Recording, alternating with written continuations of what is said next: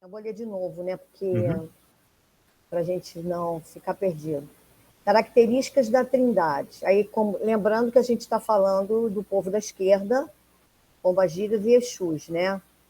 Então, e falando agora de Lúcifer, que é o portador da luz, a Trindade. Lúcifer é uma palavra latina que significa portador da luz, que vem do latim lux, lucis, luz, cuja sua correspondência no grego é fósforos, que significa o portador do achorte, ou portador da luz, sendo ele mesmo, como indica o seu nome, aquele que traz a luz onde ela se faz necessária. Além disso, Lúcifer foi um nome dado pelos latinos ao planeta Vênus.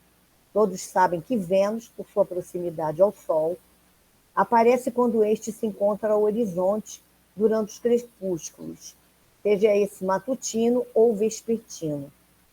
Daí o ser conhecido como a estrela da manhã e também estrela vespertina. Durante o amanhecer, a estrela Vênus aparece no horizonte antes do nascimento do Sol. Na observação dos antigos, é como se fizesse o papel de arauto, o mensageiro do Sol, puxando o astro-rei de seu sono. Ele, nas manhãs, anunciava a chegada do Sol como se o carregasse. No entardecer, Vênus empurrava o Sol de volta para as regiões obscuras. Daí se dizer que Vênus, ou Lúcifer, é a estrela da manhã e da tarde. Houve também... Não, pulou aí, peraí. Também assim era chamado Lúcifer, um dos primeiros papas existentes, como provam os registros eclesiásticos. O termo Lúcifer não aparece no Novo Testamento como nome de demônio. Em Apocalipse 22, versículo 16, está escrito: Eu, Jesus, pontinho, pontinho, pontinho, sou a raiz e o descendente de Davi, sou a estrela radiosa da manhã. Isso abre uma discussão interessante, pois o próprio Jesus se autodenominou a estrela radiosa da manhã, que também é Lúcifer, este nome não deveria ter sido associado ao mal de forma alguma. Houve também um bispo chamado Lúcifer de Cagliari, na Sicília, de 360 a 371, que montou uma doutrina contrária a todo e qualquer contato com os idólatras. Posteriormente, para combater e substituir a versão aceita, corrente dos livros de Enoque, para a queda dos anjos. Tomás de Aquino, entre outros, criaram uma segunda versão, tomando a decisão infeliz de transformar a palavra numa qualificação do demônio. Helena Blavatsky escreveu uma crítica na introdução da revista Lúcifer, volume 1, número 1, em setembro de 1887, informando que foi Gregório Magno quem aplicou pela primeira vez a seguinte passagem de Isaías: Como caíste do céu, ó Lúcifer, filho da manhã, etc., a Satã. E desde então, a ousada metáfora do profeta, que se referia, afinal, a um rei assírio, inimigo dos israelitas, tem sido aplicada ao diabo. Falando a respeito do poder dado aos discípulos para lutarem contra o poder do inimigo, Cristo disse: Eu vi Satanás cair do céu como um relâmpago. Lucas, capítulo 10, versículo 18. No Apocalipse 9, uma estrela cai do céu sobre a terra e se transforma em Apólion, o anjo do poço do abismo. Obviamente, ambos se referiam metaforicamente a humanos, usando uma analogia de passagem da condenação dos anjos, liderados por Lúcifer. O nome de estrela d'alva, ou Lúcifer, foi interpretado por Orígenes, como sendo o nome de Satanás antes de sua queda do paraíso. Sendo ele, Lúcifer e seus anjos, segundo ele, Lúcifer e seus anjos caíram por sua própria escolha. Seu motivo teria sido o orgulho, representado pela tentativa de se equipararem a Deus. Desejavam colocar sua própria vontade no lugar da vontade de Deus. E isto era considerado como a base do pecado em todos os níveis. Aos poucos, essas ideias começaram a se transformar na base dos ensinamentos tradicionais sobre o diabo. Trata-se de uma interpretação errônea do seguinte trecho de Isaías, que fala da morte do rei da Babilônia, Nabucodonosor, que recebeu a maldição suprema da privação da sepultura. Como caíste do céu, ó estrela d'alva, filho da aurora, como foste atirado à terra, vencedor das nações. E, no entanto, dizias no teu coração, hei de subir até o céu, acima das estrelas de Deus, colocarei o meu trono, estabelecer-me-ei na montanha da Assembleia, nos confins do norte. Subirei acima das nuvens, tornar-me-ei semelhante ao Altíssimo. E contudo foste precipitado ao Sheol, nas profundezas do abismo. Os que te veem fitam os olhos em ti e te observam com toda atenção, perguntando: porventura é este o homem que fazia tremer a terra, que abalava reinos? Segundo estudiosos da Bíblia, a expressão usada no texto, ó estrela d'alva, filho da aurora,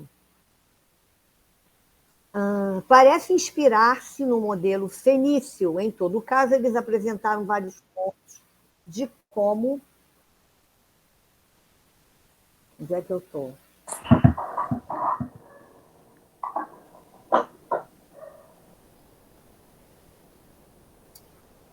Pontos de contato, né? Eles apresentaram vários pontos de contato com os poemas de Harshanha. A estrela d'alva e a aurora são duas figuras divinas. A montanha da Assembleia é aquela em que os deuses se reuniram, como no Olimpo dos gregos. Posteriormente, os padres interpretaram a queda da estrela d'alva, vulgo Lúcifer, como a do príncipe dos demônios. Daí em diante, a história se arrastou, acumulando erro após erro, como já era de se esperar. Não seria tão simples sepultar Enoque. Muitos aceitaram a nova versão da queda dos anjos, mas não esqueceram a antiga. E logo as interações culturais, cuidaram de unir ambas. Relações sexuais de anjos com humanos saíram de um passado longínquo, de Enoque, e passaram para o tempo presente. Falava-se de íncubos e súcubos. Então, como o novo objetivo do lado negro seria tomar o trono de Deus, nada mais prático... Espera que eu vou ler de novo essa linha. Falavam-se de íncubos e súcubos. Então, como o novo objetivo do lado negro seria tomar o trono de Deus, nada mais prático do que criar um novo Messias. Assim, já nos primeiros tempos da cristandade, a profetisa Sibila Tiburtina previa a chegada do anticristo, que seria de origem judia. Entretanto, Santa Hildegarda foi a primeira a dizer que ele seria filho de um demônio disfarçado de anjo de luz.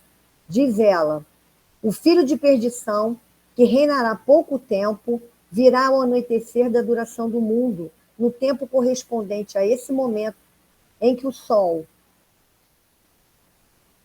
desapareceu já no horizonte. Isto é, que virá nos últimos dias. Armai-vos com tempo e preparai-vos para o mais terrível de todos os combates. Após haver passado uma juventude libertina no meio de homens muito perversos e num deserto onde haverá sido conduzida por um demônio disfarçado de anjo de luz, a mãe do filho da perdição o conceberá e o iluminará, sem conhecer seu pai. O filho de perdição é essa besta muito malvada, que fará morrer os que recusam a crer nele. Quando o filho de perdição tiver levado a cabo todos os seus propósitos, reunirá todos os crentes e lhe dirá que quer subir ao céu. No momento dessa ascensão, um raio lhe ferirá, matando-o. Por outro lado, a montanha na qual se terá estabelecido para proceder à sua ascensão será coberta no mesmo instante por uma nuvem que propagará um cheiro de podre, horrível e infernal. O mal está feito, o erro divulgado. É o falso Lúcifer da legenda heterodoxa.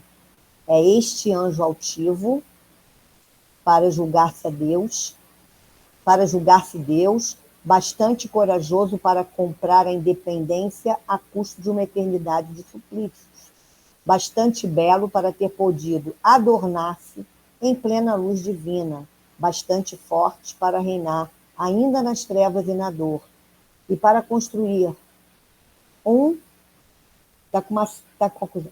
um trono com sua inextinguível fogueira. Isso é um texto retirado de Levi Etifas, História da Magia. Esse foi mais uma de várias histórias contadas a respeito de Lúcifer, mas, na realidade, ele não é esse demônio que muitos dizem, mas sim um anjo que veio à Terra para fazer cumprir os preceitos do grande Criador. Na realidade, Lúcifer não tem representantes que vêm em Terra usando o seu nome, como temos nos Exus e Pombagiras, chefes de legião, falange, subfalange, de grupo, etc. Na realidade, ele se faz representar usando todos os Exus e Pombagiras para levarem seu nome e seus trabalhos. É como se fosse uma bandeira de guerra para combater os maus espíritos, magos negros, quiumbas, rabos de caudas, ou de encruza, né, também como chamam, demônios, larvas astrais, vampiros e etc., que usam a nós, simples mortais, para que façam as maiores atrocidades e perversidades aqui nesse astral Terra, causando guerras, destruições por atentados, doenças de laboratórios, epidemias e etc. E é por este motivo que chamamos essas entidades como polícia. Onde é que está? Polícia de choque. São eles que nos protegem contra essas legiões de malfeitores. E é por isso que devemos respeito e reverência a essa legião que estão em nossa terra desde sua criação para nos proteger e ajudar. E não para levarmos à perdição ou para o mau caminho, como dizem as igrejas e pastores, que usam seus nomes para angariar dinheiro e riqueza para si mesmo nas custas dos incrédulos e leigos sobre estes assuntos. Mas seus dias de pregação enganosa estão contados. Irão pagar por tudo aquilo que fazem aqui em terra usando seus nomes. E não adiantará toda a riqueza, poder e influência, pois nada compara a justiça divina. E principalmente a verdadeira justiça infernal ou do astral inferior no dia do seu passamento, que é a morte. Uma mesa ao senhor Lúcifer. Na realidade, não temos uma obrigação ou oferenda específica para Lúcifer, mas iremos colocar uma das mais simples de várias que podemos lhe ofertar. Como já dissemos, ele não representa em terra usando um servo específico, mas sim usa toda a sua legião para levar suas ordens e ajuda a nós, e fazer cumprir as ordens determinadas por nosso Criador, Deus ou Olorum, e pelos orixás. Então, iremos colocar uma oferenda de agradecimento, e não uma oferenda de invocação, pois não podemos invocá-lo diretamente ou indiretamente para tirarmos proveitos próprios, mas podemos pedir por intermédio de seus auxiliares a sua ajuda. Ele também não tem uma guia ou fio, como muitos chamam, mas ele se faz usar de todos os seus subordinados como se fosse uma maneira de estar sempre representado nas suas guias ou fios, tanto nas cores como nos objetos colocados neles. Ingrediente. Eu não vou ler isso aí, não, tá? Isso aí é que está nessa apostila. Mas nós não vamos mexer com isso, mas eu coloquei que eu acho interessante a gente conhecer, né? Saber como é que são algumas coisas, como é que são representadas e como é que são reverenciadas. Preparo, né? Eu não vou ler também isso daí, não. Pode passar. Exu-Mor, a Trindade. Imagem da quimbanda que representa a entidade Exu-Mor, que é Beuzebu. Figura panteística e mágica do absoluto. O facho colocado entre os dois chifres representa a inteligência equilibrante do ternário, a cabeça de bode, cabeça sintética, que reúne alguns caracteres do cão, do touro e do burro. Representa a responsabilidade só da matéria e a expiação nos corpos dos pecados corporais. As mãos são humanas para mostrar a santidade do trabalho. Fazem o sinal do esoterismo em cima e embaixo para recomendar o mistério aos iniciados. E mostram 2 crescentes lunares, um branco que está em cima, o outro preto que está embaixo, para explicar as relações do bem e do mal, da misericórdia e da justiça. Inclusive, essa carta daí, essa imagem, ela é bem do tarô, que é representada pelo diabo, né? Pela carta 15. A parte baixa do corpo está coberta. Imagem 2. Espera aí, gente. A parte do corpo está coberta, a imagem dos mistérios da geração universal, expressa somente pelo símbolo do caduceu. O ventre do bode é escamado e deve ser colorido em verde. O ventre do bode é escamado e deve ser colorido em verde. O semicírculo que está em cima deve ser azul. As pernas que sobem até o peito devem ser de diversas cores. O bode tem um peito de mulher, e assim só traz da humanidade os sinais da maternidade e do trabalho, isto é, os sinais redentores. Na sua fronte, embaixo do facho, vemos o signo do microcosmo, ou pentagrama, de ponta para cima. Vemos o símbolo da inteligência humana, que colocado assim, está tão pequenininho que não estou conseguindo enxergar, que colocado assim, embaixo, peraí, na sua fronte e embaixo do facho, só um minutinho, Lucas, na sua fronte e embaixo do facho, vemos o signo do microcosmo ou pentagrama de ponta para cima. Símbolo da inteligência humana que, colocado assim, embaixo do facho, faz da chama deste uma imagem da revelação divina. Este panteus deve ter por assento um cubo e para estrado uma bola só, um escabelo triangular. Esse é um texto retirado do Dogma e Ritual da Alta Magia de Eliphas Levi. Esta imagem colocada acima é muito utilizada também pelos magos negros, bruxos, satanistas, quimbandeiros e etc. Mas muitos deles e de outros magistas e estudiosos comparam essa imagem a Lúcifer ou ao anjo decaído dos céus.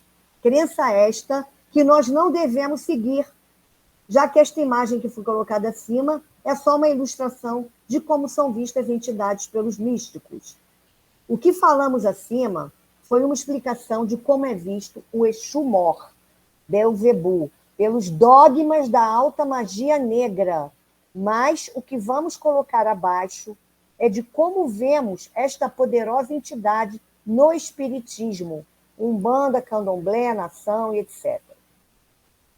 Exu Mor, conhecido também como Anjo Belo, é o general das forças de Lúcifer. É ele que comanda as legiões de Lúcifer juntamente com Ascataró. É uma das 3 entidades mais poderosas que existem na hierarquia da Trindade inferior. De acordo com a invocação que a ele é feita, distribui os trabalhos a eles dirigidos a mais 2 poderosos Exus, que são Exu Tranca-Ruas e Exu Tiririca. Não menos poderosos. Esses Exus, por sua vez, comandam mais outros vários Exus e pombagiras, e assim por diante. Como podem ver, dentro da ordem hierárquica, é formado um verdadeiro exército, comandado pelo Exu Mor. A trindade de Lúcifer só está abaixo da trindade celestial. Não quero dizer com isso que eles têm o poder de dar ordem aos orixás menores. Espera aí, que eles têm, onde é que eu estava? Da ordem aos orixás menores, mas sim que eles só estão subordinados à trindade celestial, sendo que todas as ordens serão passadas diretamente a eles, pois não haverá intermediário entre as 2 trindades. Enquanto os Exus e Pombagiras, chefes de legião, já estão subordinados diretamente a todos os orixás, procurando atender às ordens que lhes são dadas. Cada um deles atende a um ou mais orixás, pois o Exu e Pombagira, de uma forma geral, nada mais são do que o lado oposto do orixá. Melhor dizendo, o lado negativo dos orixás. Melhor dizendo, o lado da esquerda dos orixás. Não é negativo no lado de ruim, né? De ser ruim. É como se fosse o lado sombra, talvez, né? Um lado oculto. Esta é uma das grandes dúvidas que ainda existem na Umbanda, por falta de esclarecimento e aprofundamento a respeito deste assunto. Na verdade, o diabo, entre aspas, entre parênteses, Exu e Pombagira, não existe como se afirma em diversas religiões, e sim o negativo de cada orixá. Deus é absoluto, o criador de tudo que vemos, tocamos, sentimos, etc. Portanto, Deus foi quem criou tudo e deixou toda a sua criação ao alcance do homem para que ele pudesse usá-la da melhor maneira que ele achasse necessário. Foi ele, Deus, quem criou também Exu e Pombagira, fazendo que cada um de nós usasse para responder pelo seu mal ou bom uso. Baal-Zebu foi outro nome usado para a mesma figura de Satanás no período apocalíptico das escritas hebraicas. Baal, isto é, Senhor, era o título dado a uma divindade local. Zebu significa mosca, portanto, Baal-Zebu poderia representar o Baal para quem as moscas são sagradas, ou o senhor das moscas. Hoje se sabe que a divinização por intermédio das moscas era praticado na Babilônia, em algumas versões do Novo Testamento. É encontrado o nome de Beuzebu, sendo que a palavra Zebu aparece nos livros dos reis, significando altura. Belt-Zebu é a casa elevada ou templo, de modo que Beuzebu poderia significar o senhor da casa elevada. Como Lúcifer, esta trindade também não tem representante direto que vem em terra. Ele usa seus poderes por intermédio de sua legião, sendo que são comandados pelos seus dois braços direitos, que são Exu Tranca-Ruas e Exu Tiriri. Como já foi citado anteriormente, poderá até estas duas entidades usar o seu nome na incorporação em terra, mas isso é bem raro de acontecer. Como Lúcifer também não temos uma guia ou fio específica para esta entidade, e nem tampouco em sua oferenda, mas passaremos aos leitores uma das oferendas mais simples, mas só como agradecimento e nunca como evocação. Então, está ali uma mesa para Exu Mó. Pode descer, depois quem tiver curiosidade, vai lá e vê. Ashkatarot, Exu Rei das Sete Encruzilhadas, a Trindade. Essa ferramenta colocada ao lado é uma das várias que essa poderosíssima entidade Exu. Não, peraí. Essa ferramenta colocada ao lado é uma de várias que essa poderosíssima entidade tem. Não confundir com a ferramenta do chefe de legião, Senhor Exu Rei das Sete Encruzilhadas.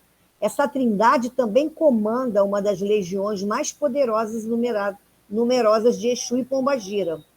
Ashkatarô tem a particularidade de não incorporar como a da Trindade. É o único que se faz representar em terra por uma outra entidade que usa o mesmo nome que ele, mas com uma diferença. Este seria um chefe de legião. Ashkatarô, Exu Rei das Sete Encruzilhadas. Já vou abrir para pergunta, só um instantinho, gente. Ashkatarô, Exu Rei das Sete Encruzilhadas, seria considerado por Lúcifer como tesoureiro do astral inferior.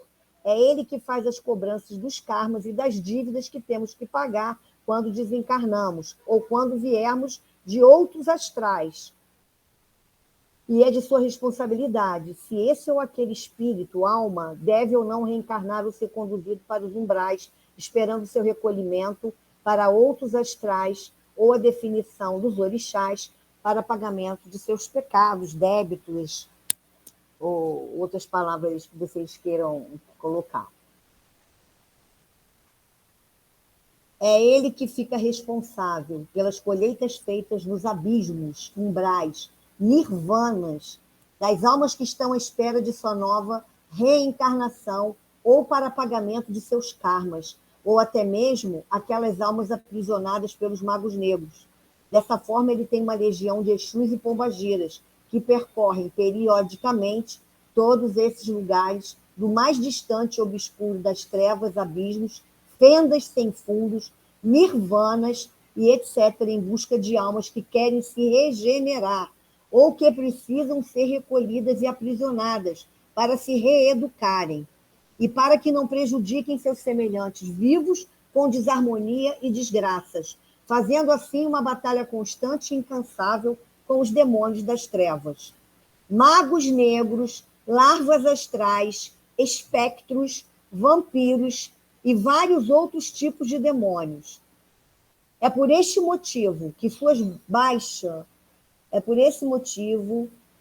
suas baixas de seguidores é muito grande, pois muitos são capturados e outros feridos seriamente no confronto com esses demônios. Parece um conto de guerra que acontece em terra, mas isso é muito real no plano espiritual. E é por causa disto que a sua renovação de seguidores, soldados ou guerreiros, tem que ser constantemente renovados. Olha a importância, né, da esquerda. Suas atuações dentro da Trindade são muito importantes, pois é dele que parte as ordens para as colheitas, feitas tanto em nosso orbe, terra, como em outros astrais, fazendo assim caravanas ou pelotões de guerreiros preparados para enfrentar qualquer tipo de situações e dar cumprimento de ordens recebidas pelo seu superior. Isso tudo é feito com aval e proteção de Lúcifer.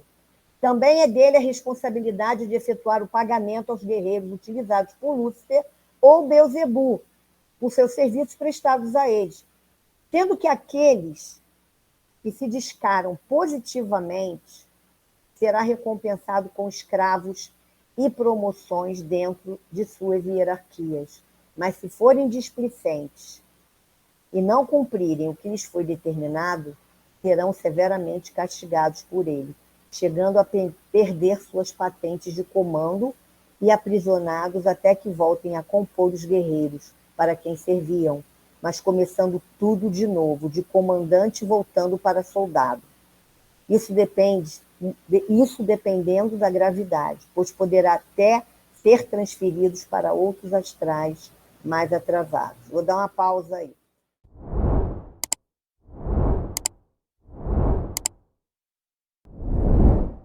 Então é isso. De acordo com a invocação que a ele é feita... Espera aí que eu pulei. Faltam 10 minutos. Já sei. Olha lá, sobe aí um pouquinho só, por favor, Rômulo. Aí, tá bom, tá bom. Eu quero ler... eu cheguei a falar, né, do comandante voltando a soldado, dependendo da gravidade, pois pode ser transferido para outros astrais mais atrasados. De acordo com a invocação que a ele é feita, distribui os trabalhos a eles dirigidos a mais dois poderosos Exus, que são Exu Veludo e Exu dos Rios. Esses Exus, por sua vez, comandam... Peraí, o que é isso aqui? Peraí. Esses Exus, por sua... Estão me ouvindo? Esses Exus, por sua vez, comandam mais outros vários Exus e pombagiras, e assim por diante. Como podem ver, dentro da ordem hierárquica, é formado um verdadeiro exército comandado por Exu Mor. É isso, é o tal do Lúcifer, o Exu Mor e Beelzebu. Como Lúcifer e Beelzebu, essa entidade não tem uma guia ou fio específico para ele. Na verdade, é Lúcifer, Beelzebu e Exu Mor. Mas como chefe de legião, sim, e nem tampouco as oferendas. Mas vai ser colocado aqui uma oferenda para o Exu das 7 encruzilhadas da Trindade, para quem quiser fazer. Só de olhar isso aqui já me dá nervoso. Mas fica aí para quem tem conhecimento, né? Mesmo que não faça nada com ele. Bom, Omulu, perfil do orixá. Antes de iniciarmos características dos Exus e pombagiras chefes de legiões, iremos colocar uma pequena dissertação sobre esse poderoso orixá, para que possam ter uma ideia de sua importância na falange dos Exus e Pombagiras. Omulu Obaluaê é o orixá da passagem entre os vivos e os mortos, ou os desencarnados, orientador das calungas, cemitérios, e sendo ele o dono de todas as calungas existentes, fica com este orixá a incumbência de orientar também todos os Exus e Pombagiras que por ali atuam, e coordena as passagens. Tem o dom da cura e das pestes. Dentre os orixás, ele é o único orixá que tem um Exu chefe de falange, que se faz representar entre os Exus e Pombagiras. Mas não confundam Exu Omulu com o orixá Omulu. Essa homenagem é feita e dedicada ao orixá da doença, ao orixá da varíola. Ambos os nomes surgem quando nos referimos a essa figura, seja Omulu, seja Obaluaê. Para a maior parte dos devotos do candomblé e da Umbanda, os nomes são praticamente intercambiáveis, referentes a um mesmo arquétipo e, correspondentemente, uma mesma divindade. Já para alguns babalorixás, porém, há de se manter essa distância entre os dois termos, uma vez que representam tipos diferentes do mesmo orixá. São também comuns as variações gráficas Obaluaê e Abaluaê. Em termos mais estreitos, Obaluaê é a forma jovem do orixá Chapanã, enquanto Omulu é a sua forma velha. Mas alguns supersticiosos proíbem, tanto no candomblé quanto na Umbanda, ser mencionado seu nome, pois pode atrair doença inesperadamente. A forma Omulu é a que mais se popularizou e acabou sendo confundida não apenas com a forma mais velha do orixá, mas com sua essência genérica em si. Essa distinção se aproxima da que existe entre as formas básicas de Oxalá. Oxalá é o crucificado, Oxaguian é a forma jovem e Oxalufã a forma mais velha. A figura de Omulu Obaluaê, assim como seus mitos, são completamente cercadas de mistérios e dogmas indevassáveis. Em termos gerais, a essa figura é atribuído controle sobre todas as doenças, especialmente as epidêmicas. Faria parte da essência básica vibratória do orixá tanto o poder de causar a doença como de possibilitar a cura do mesmo mal que criou.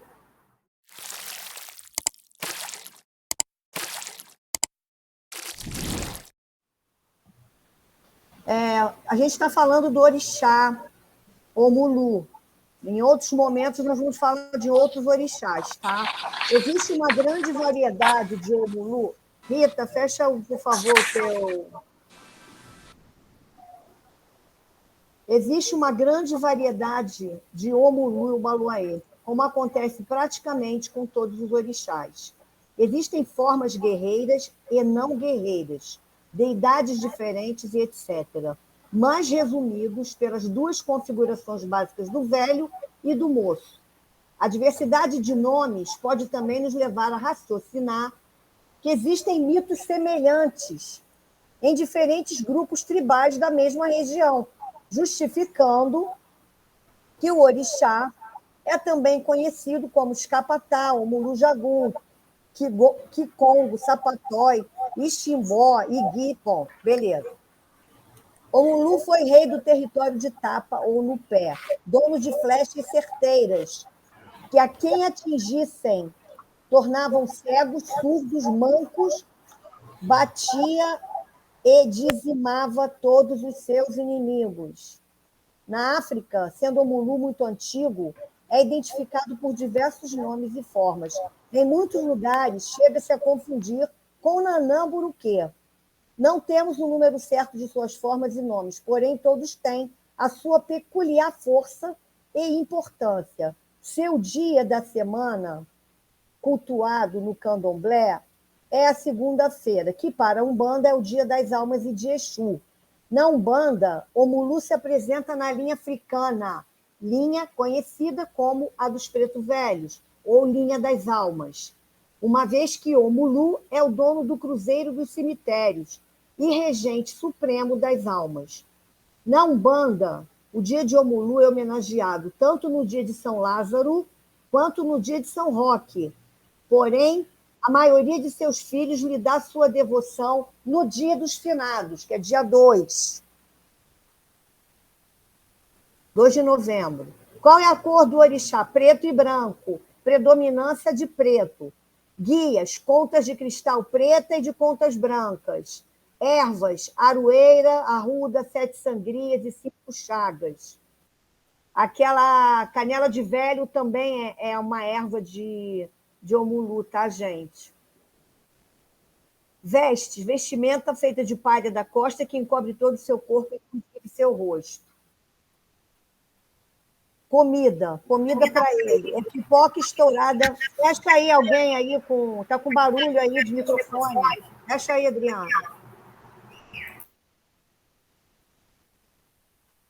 Sua oferenda deve ser. Bom, vamos lá. Comida é pipoca estourada em areia de praia. Quem não sabia disso, fique sabendo, tá? Porque eu mesma não sabia antigamente. Depois é que eu aprendi que a gente estoura pipoca para o Omulu, o Baluaê, em areia de praia. Não bota óleo, não bota sal, não bota nada. Estoura na areia de praia. Pega areia na praia, coloca dentro da panela, joga a pipoca e deixa ela quebrar ali, estourar ali dentro. Deve ser servida em vasilha de barro, alguidar. Sua oferenda deve ser entregue entre 23h15 e 24 horas de segunda-feira no Cruzeiro das Almas, para quem quer ir no Cruzeiro das Almas. Eu, por exemplo, não vou meia-noite para cemitério, para Cruzeiro das Almas fazer despacho para o meu pai. Eu faço na minha casa mesmo, boto no meu altar e fica muito bonitinho ali. Sempre com 7 velas bicolores, preta, branca, e do lado das pipocas coloque sempre um copo com água ou um copo com azeite de dendê. Isso aí é de cada um, tá, gente? Quem tem conhecimento, quem tem, que sabe como é que tem que tratar e fazer e cuidar, é só para quem não sabe realmente, mas para quem já cuida, já sabe como é que tem que fazer. Característica dos filhos de Omulu e Obaloaê. Ao senhor da doença é relacionado um arquétipo psicológico derivado de sua postura na dança. Se nela Omulu Baluaê esconde dos espectadores suas chagas, não deixa de mostrar, pelos sofrimentos implícitos em sua postura, a desgraça que o abate. No comportamento do dia a dia, tal tendência se revela através de um caráter tipicamente masoquista. Pierre Weger define os filhos de Omulu como pessoas que são incapazes de se sentir insatisfeitas quando a vida corre tranquila para elas. Podem até atingir situações materiais e rejeitar, um belo dia, todas essas vantagens por causa de certos escrúpulos imaginários, né? E rejeitar, um belo dia, todas essas vantagens. São pessoas que, em certos casos, se sentem capazes de se consagrar ao bem-estar dos outros, fazendo completa abstração dos seus próprios interesses e necessidades vitais. Bom, é sempre assim? Provavelmente não, né? Porque cada um tem um orixá, tem 2, então, normalmente, os filhos de Omulu e Obaloaê vêm carregando as características dos seus orixás em algumas questões. Vamos descer mais aí. Pode descer. Pode descer mais. Isso aí vocês podem ler depois, tá? Eu vou só parar aqui embaixo e vou encerrar esse assunto e a gente volta depois, no outro dia, tá, para terminar essa apostila. Vamos lá, capítulo 4. Característica dos chefes de legião. Por que eu estou indo para o capítulo 4, gente? Porque ali em cima está falando do orixá Omulu, Baluaê, então é só vocês lerem, não preciso ler, e a gente pula esse pedaço aí para entrar direto no assunto aqui, que é a característica dos chefes de legião. Iremos colocar nesta parte os 7 chefes de legião, suas linhas, comidas, ferramentas, oferendas, locais de maior força e, principalmente, suas principais características e funções dentro das forças da Trindade inferior ou Trindade de Lúcifer. Exu, rei das 7 encruzilhadas, chefe de legião. Bom, eu não vou falar aqui agora, tá? a gente vai parar essa apostila aqui, ok? A gente recomeça no Exu Rei das Sete Encruzilhadas na próxima. Eu também vou pulando algumas coisas, que eu vou até imprimir, ver se eu consigo imprimir isso, para eu marcar aonde que eu vou ler. E podemos encerrar esse material aqui.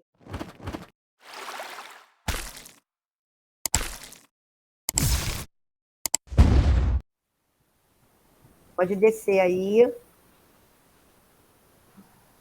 Bom, mediunidade e o quê, hein? Que eu não vi, perdi. Consciência, autoconhecimento. Vamos lá. Desenvolver a nossa mediunidade não é uma tarefa fácil, que demanda muito tempo e dedicação do médium para consigo e para com seus guias e orixás. É um caminho que nos leva, cada vez mais, a um olhar introspectivo e de começar a entender, em momentos que não conseguimos definir, porque muitas vezes temos reações adversas. É o autoconhecimento, saber que está sentindo, vibrando, entrando em ressonância com a divindade. Saber que é você com ela, ali, no mesmo corpo físico, onde os dois se tornam um. É necessário que, nessa fase inicial da vida mediúnica, o jovem receba uma carga de conhecimentos necessários para aprender a chegar ao estado de maturidade das suas faculdades mediúnicas e entender a necessidade de sempre estudar e buscar conhecimentos para se aprimorar, se conhecer e conhecer o universo sublime e maravilhoso da religião. Os umbandistas devem desenvolver em seus íntimos uma consciência de aprendizagem constante, de busca por novos conhecimentos, para que possamos servir a Deus e suas divindades como instrumentos cada vez mais lapidados e aprimorados. Por isso, a leitura é fundamental para o crescimento do indivíduo e para o aprimoramento das suas faculdades mediúnicas. Quanto mais conhecimento possuímos, melhor será a desenvoltura de um atendimento com os guias e mestres espirituais. Pois um guia de Umbanda possui muitos conhecimentos, tanto acumulados durante as suas experiências carnais, quanto os conhecimentos acumulados durante a sua trajetória espiritual. Trajetória que ele teve que percorrer para evoluir e tornar-se efetivamente um guia espiritual assentado em uma das linhas de trabalho de ponto de forças dos sagrados orixás. Como nós, espíritos encarnados, não temos acesso ao mental dos guias para nos servir dos conhecimentos acumulados por eles, o estudo se torna uma via para conseguir auxiliar melhor aos nossos guias e mestres espirituais durante os atendimentos e em nossas próprias necessidades do cotidiano. Se conhecemos as ferramentas certas e temos o nosso mental aberto para novos conhecimentos, será mais fácil para os nossos guias, mestres e mentores nos intuir e se servir de nós como instrumentos da lei maior e da justiça divina em prol do auxílio dos mais necessitados. E por isso a leitura deve ser um hábito constante.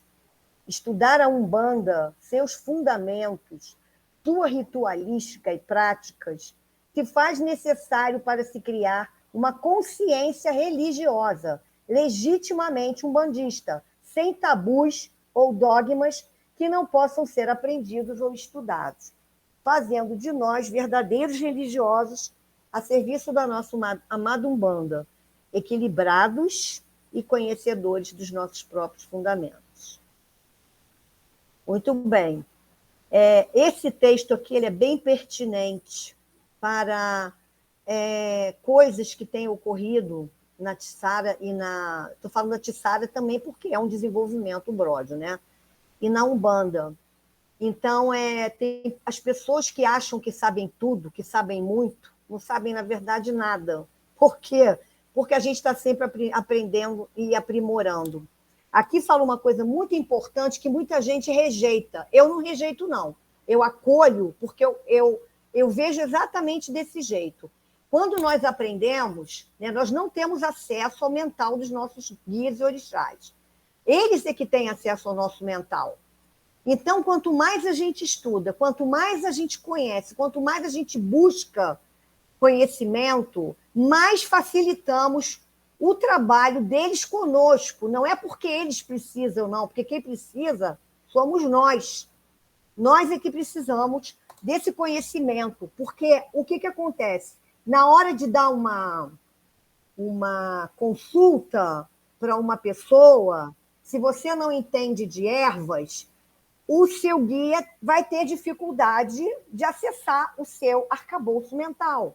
E quando você estuda, você não vai saber todas as ervas do mundo. Impossível, né? Mas quando você estuda e sabe algumas, ele utiliza o conhecimento para que você possa fazer receituário para os seus assistentes, né? Vamos dizer, consulentes, com propriedade. Né? Aí eu falo, vou citar ervas, por exemplo, porque não só ervas, eu já citei um exemplo de floral, entre outras coisas, radiestevia, aquilo que você vai indicar para um consulente, que você consegue identificar nele que ele está com determinado problema, e você vê, intui ali na hora, o seu guia está te mandando a mensagem, que aquele tipo de tratamento vai ser bom para ele, é porque ele já acessou o seu arcabouço mental. Imagina um médium falando para um consulente uma coisa que nem ele sabe o que é, que ele não entende. E se a pessoa for perguntar para ele depois, Blanca, o seu guia ou a sua guia lá falou para mim para eu fazer isso e isso, mas não me explicou, eu não sei como é que faz, como é que é o negócio aí, como é que faz, onde eu encontro? Por exemplo, estou dando um exemplo básico. Aí eu, ignorante que eu quero dizer, né, que eu sou burra, ignorante porque eu ignoro o conhecimento sobre aquele assunto. Então, nós somos ignorantes sobre algumas coisas, correto? Então, se eu falo assim, eu não sei.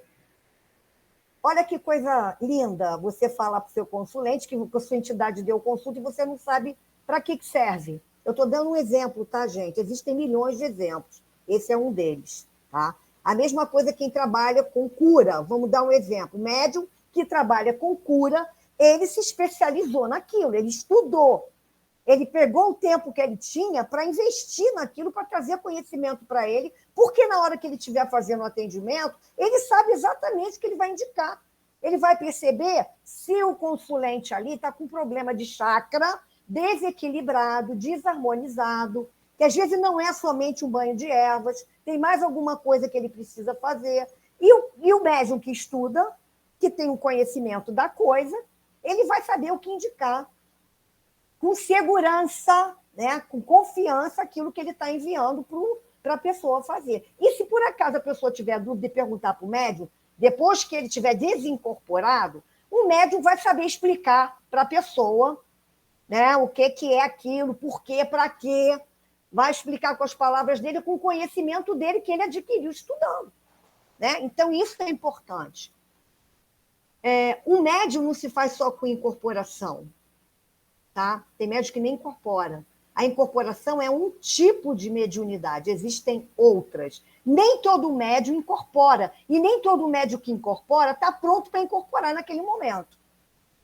Entende o que eu estou falando? Nem todo médium que incorpora naquele momento ele está preparado para dar consulta.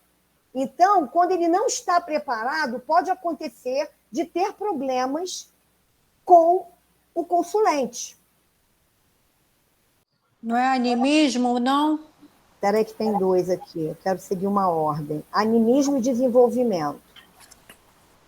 E o outro é incorporação. Vejo tudo e ouço tudo.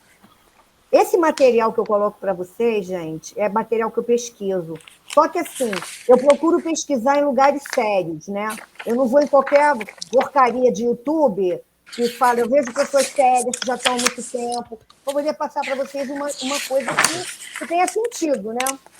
Animismo e desenvolvimento na Umbanda. O animismo abrange a crença de que não há separação entre o mundo espiritual e o mundo físico. E de que existem almas ou espíritos não só em seres humanos, mas também em animais, plantas, rochas, características geográficas, como montanhas ou rios, ou em outras entidades do meio natural, meio ambiente natural, como o trovão, o vento, cachoeira e as sombras. No texto abaixo, retirado da página Umbanda, Religião, Ciência e Magia, e trata deste tema sob a ótica da Umbanda. Pode descer um pouquinho. Os relacionados, desenvolvimento mediúnico na Umbanda, queimar etapas no desenvolvimento mediúnico sob uma ótica ampla.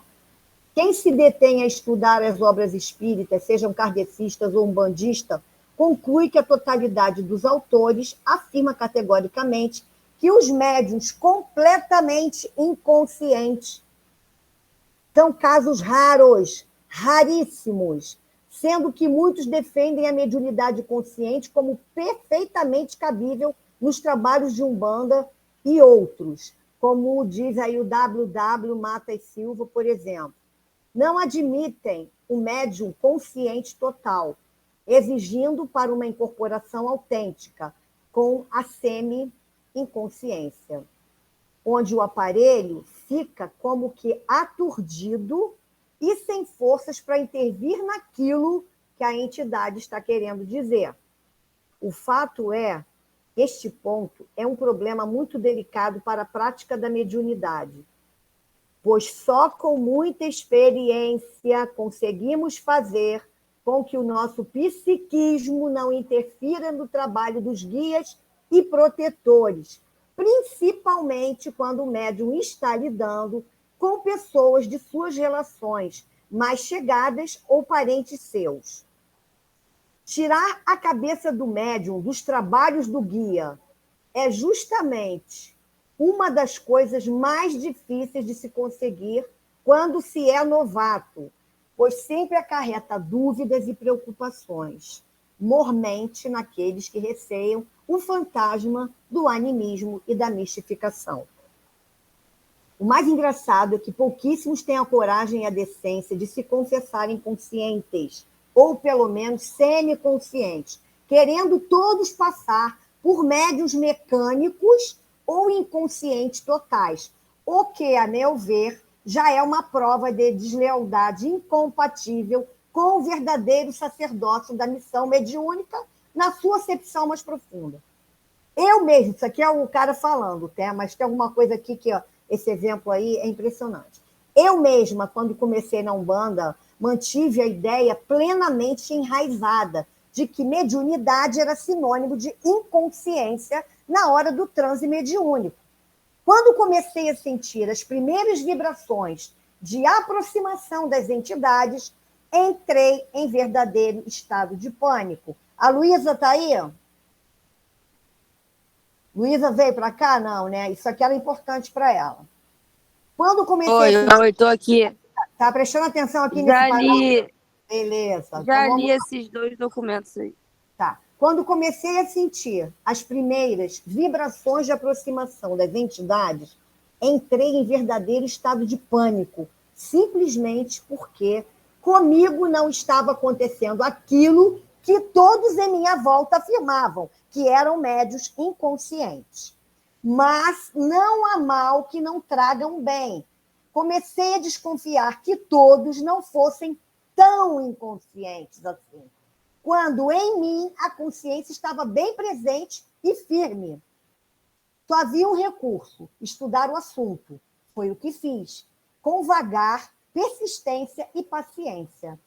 Hoje, com uma apreciável bibliografia à disposição, que tem aí vários livros, posso afirmar com autoridade que todos aqueles que se diziam inconscientes totais estavam mentindo.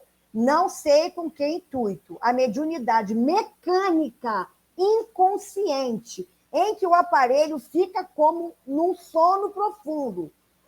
Cadê, gente? Baixou muito aí. Como em sono profundo, é extremamente raro no mundo inteiro. Conta-se nos dedos aqueles que realmente o são. O que eu estou falando com isso é que não exista médios inconscientes. Existem, mas é como você catar uma agulha num palheiro. Entendeu? Talvez ele ainda esteja achando que está tão inconsciente, porque às vezes vem uns lapsos de lembrança. Mas totalmente inconsciente, Esse cara que escreveu esse livro aí, ele diz que não existe, exceto em raríssimos casos, tá? Na verdade, o que se passa no chamado desenvolvimento, que é uma palavra inadequada, é que as entidades tomam o médium em 3 fases distintas, a saber, domínio das faculdades sensoriais, domínio das faculdades motoras, domínio das faculdades psíquicas.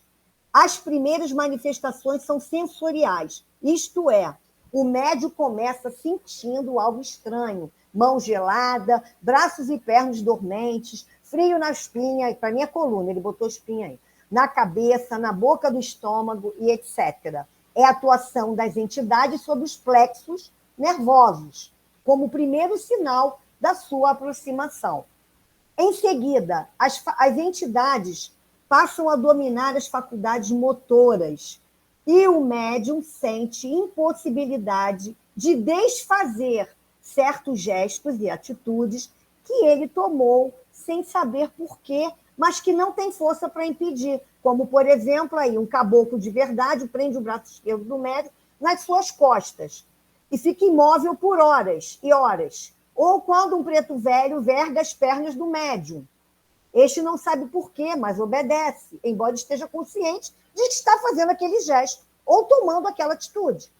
São as suas faculdades motoras que, secundando as manifestações sensoriais, estão sendo tomadas cada vez mais pela entidade à medida que o seu organismo se prepara para a missão mediúnica.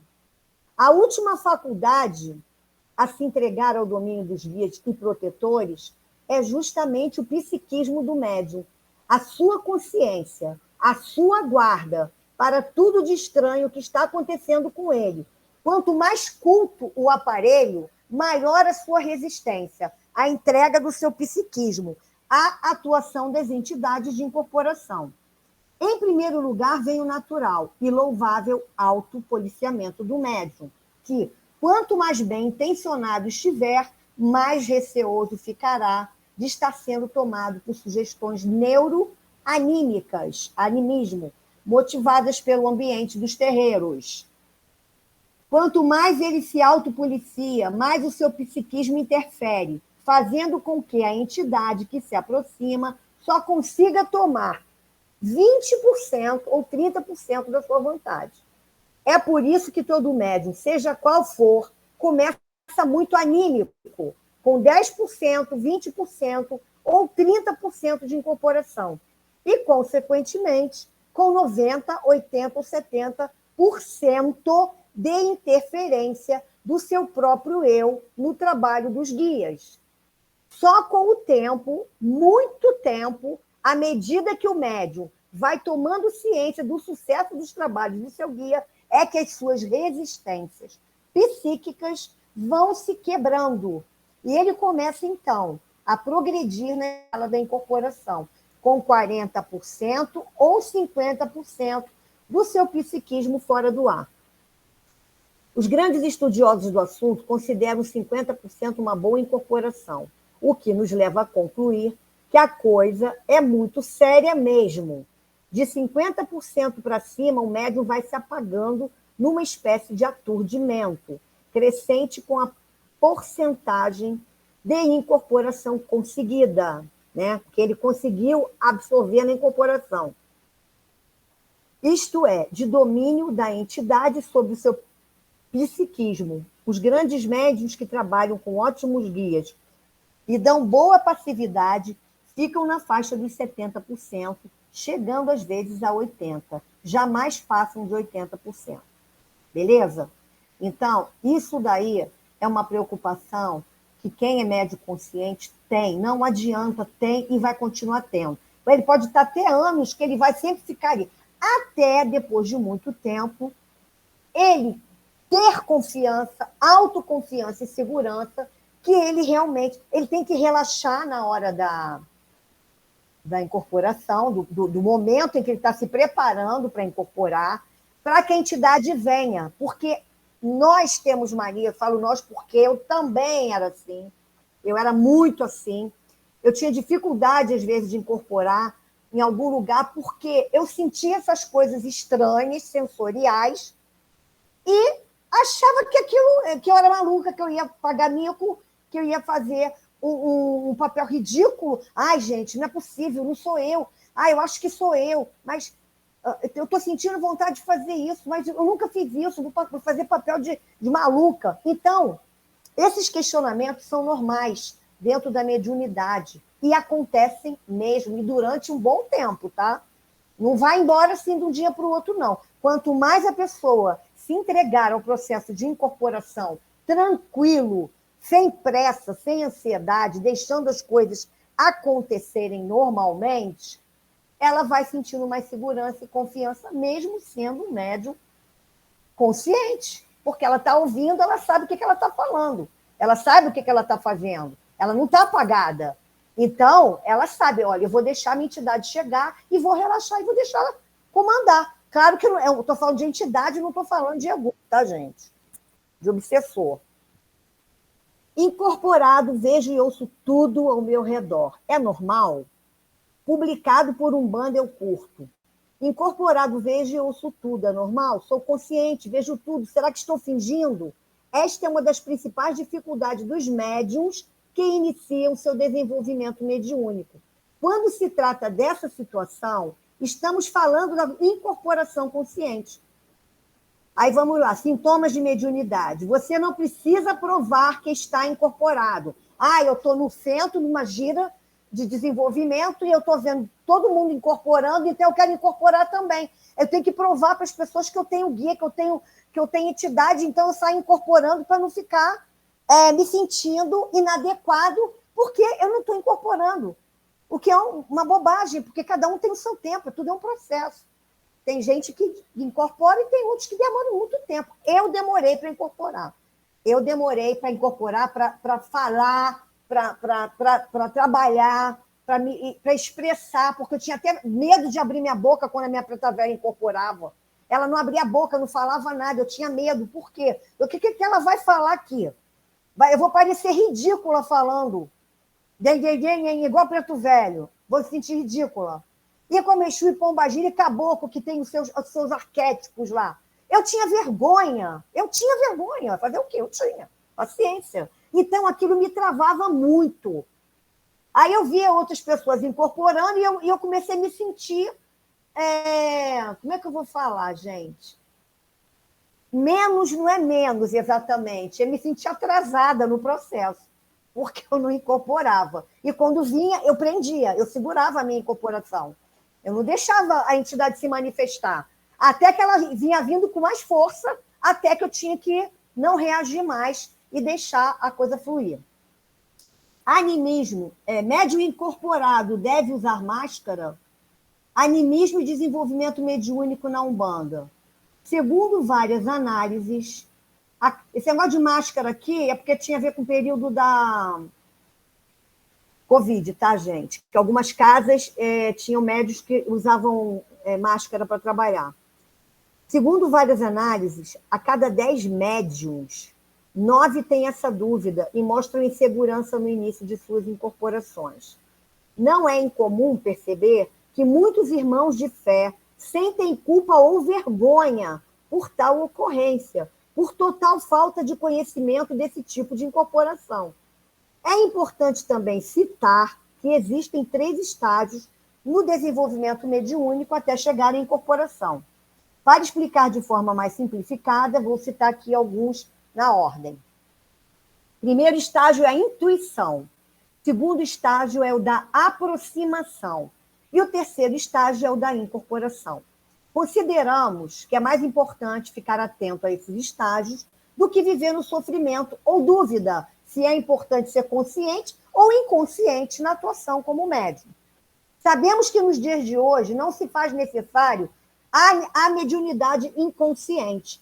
Entretanto, percebemos que alguns médiuns preferem omitir a sua consciência durante o trabalho mediúnico para dar para a credibilidade ou por medo de ser acusado de mistificador. Isso acontece, tá, gente? Em várias casas. Hoje, as entidades atuam com os médiuns conscientes, em sua maioria, durante a realização dos atendimentos e trabalhos. Apenas um percentual muito pequeno, segundo alguns estudos, não mais do que 2% do total, são semiconscientes e raramente inconscientes, os menos de 1%.